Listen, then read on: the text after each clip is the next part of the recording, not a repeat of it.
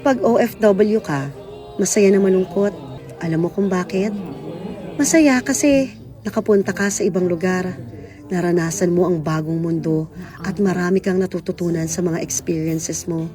And of course, nakakapagpadala ka ng pera para sa pamilya mo.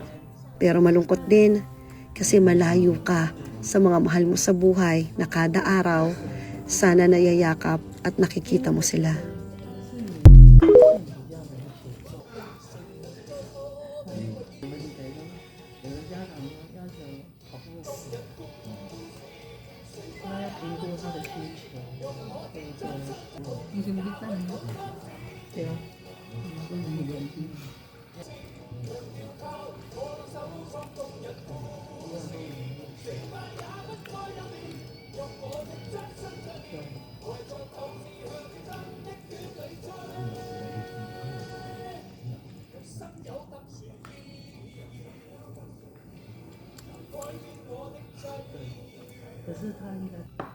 Process na.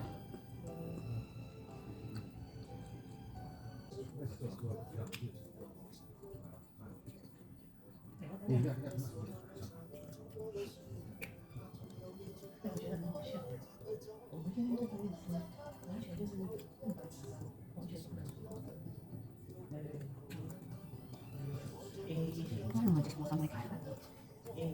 Baka may bisa dismo sa yung isa.